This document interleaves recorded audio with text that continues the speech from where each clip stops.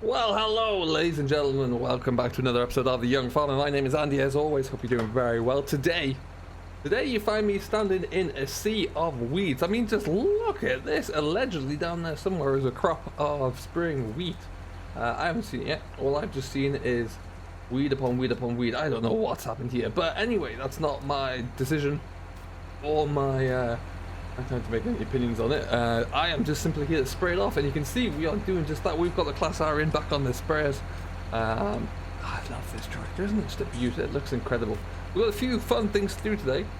The first thing is we're going to get this field finished. We're about over halfway through now, so it shouldn't take us too long. Once we get that done, I'm just going to make sure we are back engaged again. And off we go. Happy days. Once we get this all done, we're going to have to go and buy well, we're not going to buy, we're going to trade in a brand new trade in our baler for a brand new one. The decision has been made. We've taken a bit of a leap, and I am very much looking forward to seeing how this turns out. So yeah, we're going to go and pick up a new baler, which is very exciting, and then we're going to talk destruction, so watch this space for that one. But for now, like I say, we're just coming through here. We're knocking all this off as quickly as we can. Now what we're putting on at the moment here is a herbicide called Corist. We're going down at around about 1.4 litres, 1.4 gallons an acre, which is pretty strong, but it's going to really dose us off a bit here now. 1.4 a hectare, beg your pardon.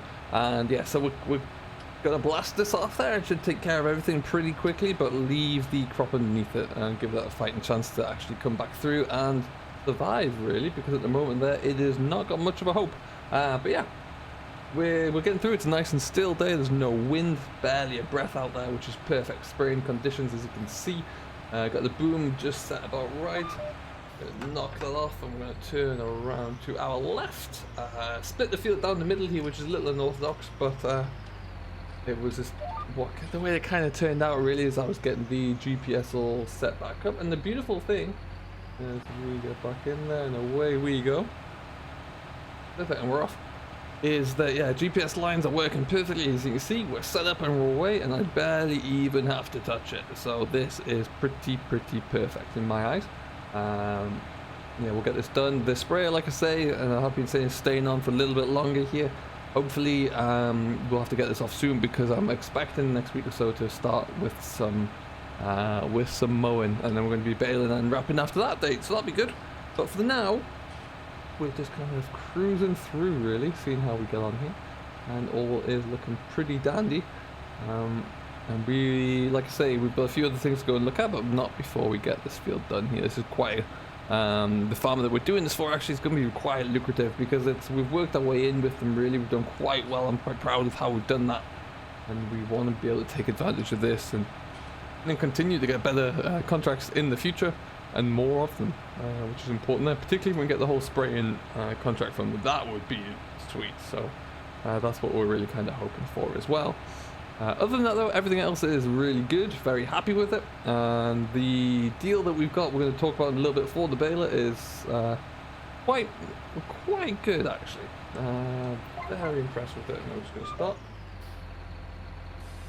You do have to turn around. There are no tram lines in this field. I don't know how it was drilled. It must be direct drilled, but there are no tram lines to work with, so we just have to kind of make sure and go by eye, make sure we don't clatter into any fences on that side. We're doing okay there. And using wheelings that I'd made just before, and then back on with the GPS here. Just spraying up we go again. Happy days. Yeah, we're nearly finished here. We're probably a good 60% of the way through right now, I would imagine. Actually, there was just a farm, I don't think we can see him anymore, just on the other side of the hedge at the end of this field here, that was starting to mow some grass down. So that's quite exciting. It's the beginning of the season, really, so hopefully that will be something that continues. And yeah, hopefully that we are the ones that get in there with the baler, but we'll have to wait and see. But otherwise, everything else is good. How are you doing? I hope you're all very well, whatever you're getting up to. Do let us know down below what you're working on, what you're driving, as always. And yeah, we'll love to hear that. Now you can see that we are now in the front tank on the sprayer. The gauge is just starting to move down, which means that the one behind us there is all good. GPS there is working. And we're firing along. looking really good. So yeah, very happy with the setup. Once you get it all dialed in, can't ask for much more. It just works in harmony really, which is great. Very much worth the investment. Speaking of investments, there's going to be another change. Yes, we are picking up the new baler. Now there's going to be another change, but it's not going to be something that is going back to our basics really. Something I kind of promised myself I wouldn't do, but then the opportunity has come up and it's pretty good. So we're going to have to wait and see what that looks like. But again, it's actually dealing with one of the main farmers down in the valley there. I'm going to see what that looks like. I've got to go and have a bit more in-depth conversation with him. Watch this space as to how it looks and what that's going to turn out like for myself. But yeah, I'm very confident about that. Very confident indeed. So yeah, that's going to be very exciting. I can't wait to bring you along for the ride there and see what's going on with it. And we will be sure to do that. But for right now, as we look over, the lighthouse on the cliff is watching over our work. This car over there somewhere. We are all but done here. I think there's a few bits, about 3 or 4 acres on the other side that we need to go over and finish off as well. So we'll just spin on over there, get that bit done, and then we'll head back up to the yard and go to the next stage. So we'll see you in just a little while. Okay, and we are done. Another job done well. Here. Happy days, and off we go then. We're going to just jump back in. We're not far away from home, as you can see, so it doesn't mean we have to go too far. We'll just drop this off and leave it be. And then, yeah, onwards. We're going to, tomorrow, we're going to go and pick up the that track loader again. We've got to hire it in, and there's a few different things we need to do. First of all, you'll notice when we get back to the yard, both the low loaders, or the flat trailer and the lower loader trailer, are not here. They're both over at the BGA. They're being loaded up for me, so I can take those away. So that's another job we'll get done tomorrow, which is great. And then we'll be from there, we need to go and a little bit more take those back, make sure they're all set up and happy. But then once we do that, we're going to take the low loader. We're going to go and pick up the that tracked excavator. Easily does it, where we will be causing havoc in our yard again. We're going to knock down a wall, a Dutch barn that's going to be built. Bounce off the curb there a little bit. So we're going to double the capacity in our Dutch barn, which would be great. I'm very much looking forward to having that all done and dusted, so we can really make the most of the storage space and the area that we have up there as well. So now what we are going to look into once we start to dig into that yard, there's a couple of options as to how we can store everything, how we can place all the equipment and the actual shed itself. So we need to have a look into that. But yeah, that's certainly going to be interesting. We need to also empty out this chemical into the store tank as well that we have up here. We do have a little bit too much in the front there, unfortunately. But tonight we need to go down to the store quickly, to the dealers before they shut, so we can go and pick up our new baler. To do that, we're going to use the Mighty Action, which is currently on the back of our spinner. The spinner as well, which is, well, it's getting on in age a bit actually. In comparison to many, it's still quite new, but it's had a few seasons with us now. We picked it up second hand, and I'm just beginning to wonder if it's worth swapping out. Drop that down so I see what I'm doing. If it's worth going to, I saw the other day a sulky spinner advertised, and that looked really impressive. Do that. Off those. And kill that engine. Yeah, so we need to get out of here somehow. There we go. Yeah, the sulky looked very, very good. Much bigger as well. This is about 2 and a bit ton. That was a full 3 ton. It was huge. So we might look into pricing one of those up, really. Whilst I was still at some value, it would make sense to me at least to trade that in. But we'll see.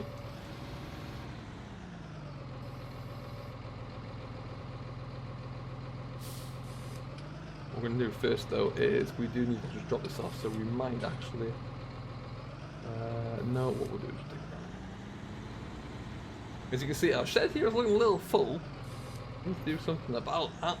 So extending it out there will also give us plenty of storage capacity for some more straw.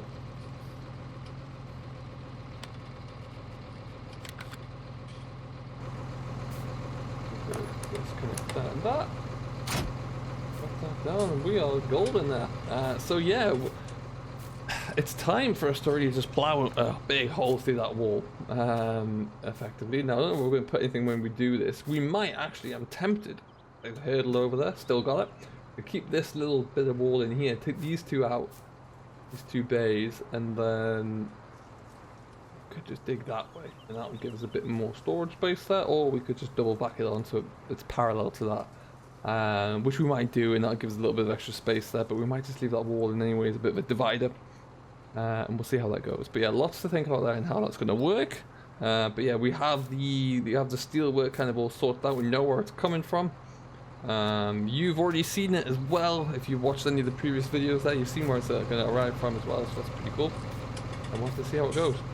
For now though, what we're going to do is go for a little bit of a drive with the baler. Now this baler for us has been a great servant. It has seen me through from when I started the contracting business, which was now about 2.5, 3 years ago. I've added untold bales onto here, to be honest. I think I've put about 40,000 on myself. So it's really done a good amount of work. As far as the balers go, 90% of the time they're great. If you get into the slightly wrong conditions of hay, and even some, well, most straw, to be honest, you get a bit of an issue with how the wrap feeds in, and that bale wrap, net wrap will always start to wrap around the rollers it feeds in on. It drives me crazy. So we're going to take this opportunity to go and we're trading it in whilst it's still in relatively good condition and it holds some trading value. We're going to trade it in. So we got a good price. The baler is waiting for us down at the yard. We're going to go and pick that up, have a quick look at it, and then we'll bring that one all back up here. So we're going to get ourselves away. Now balers aren't something like, they're not cheap bits of equipment these days. They are incredibly expensive. So this one we're going to pick up there, I'm hoping is going to see us through for years to come. I had thought about and I had looked at, to be honest, a McHale. Decided against it for a few reasons. But one of them being that the support around here for maintenance just wasn't there, and it would have been a bit frustrating on that side of things should anything go wrong. So what we did for instead is something that we had talked about recently about going towards a crone, and we made that move. So yeah, that's going to be rather exciting indeed. Let's just slow it down to a bit of a stop right here. Nothing's coming. There was a motorbike came down here the other day. There's roaring speed. That comes down here, and I'm coming up the hill with a combine blocking this entire thing. I don't know what's going to happen. I hope it doesn't. I hope it never comes to that. We're going to cruise on. The great thing about where we are right now and where we're based is that my dealers are just around the corner. It's fantastic. I couldn't ask for more in that situation. Here we go.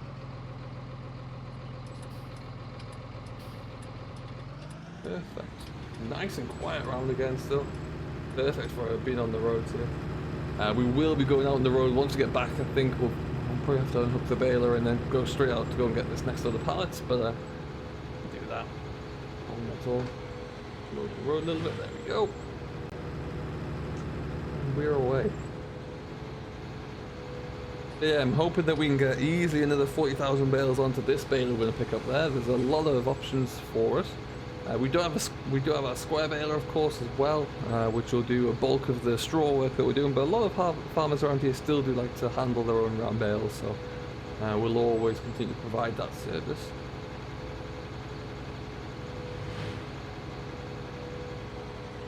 I'll be very interested to see. They do have. We are going Crone. Obviously, they do have a big pack here as well, but we've just got that HD baler, which I'm so far at least, we only got straw put through it last year, to be honest, but it worked phenomenally well. So yeah, we're back down at the dealer. I had a lot of my time down here, and we're earning quite a lot of money as well, but it's all for the good. I don't know where that focused, huh? We're gonna bring this into where I usually dump my equipment, and I'll say dump in the most coherent sense of the word. There is our new baler. We're going to have a look at that in just a second.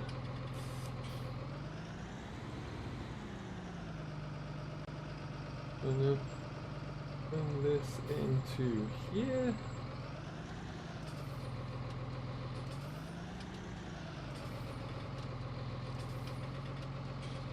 They can do a check over there and service it if they want to, but goodbye baler.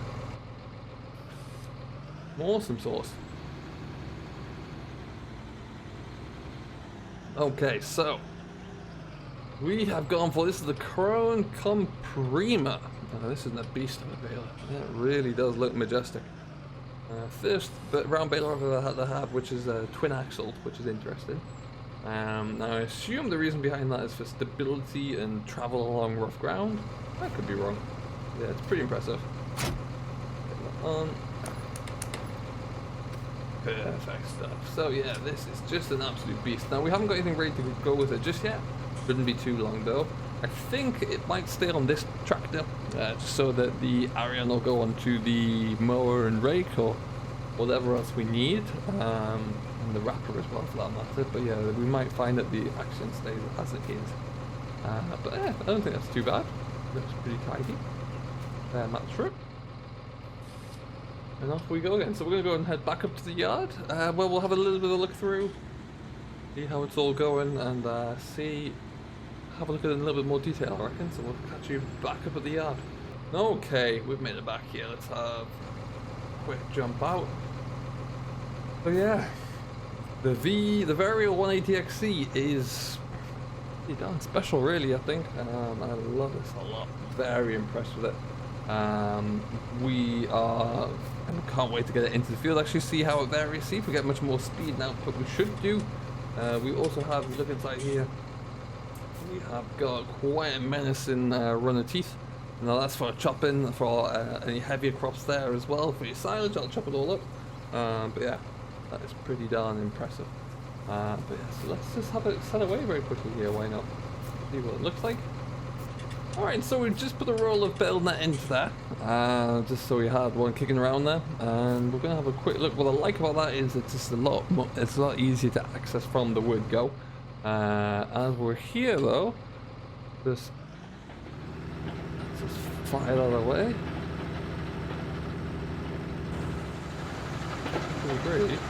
Not going to get too close to it obviously, because we have a lot of moving parts that will remove the finger pretty quickly. But yeah, you can see in there that you are pretty managed to chopping discs. Now we haven't revved up the RPM on here for the engine revs, so at the moment there it's just kind of ticking over and idle, but sounds really nice. Really good. Very bale chamber, as I said there. We typically put out around about 5.5, 6 foot bales, depending upon what the mold wants. Yeah, I'm very, very happy with that, and we're going to see it in action very soon. Hopefully, we've got our wrapper that's service up ready to go. The mower's just sitting there ready to go, and the weather is improving day by day. So hopefully, we'll get to do that soon. What we're going to do now, though, we're probably going to leave it here because I need to go and take this off the back park up again. We just knocked that off there. I also need to go and do another road trip with some straw pellets, and then we need to go and pick up a track loader. So a lot to happen. And not very much time at all, so we will see you in the next one. Until then though folks, thank you ever so much for watching. I've been Andy, the young farmer. I do hope you have enjoyed, and we will see you next time. Until then though, don't forget to hit that like button, smash that thumbs up button for Simulation for the Nation, and subscribe to the channel so you can see more of me, and we will see you later. Until then, have a great day, stay safe, and enjoy what you're doing. Catch you later.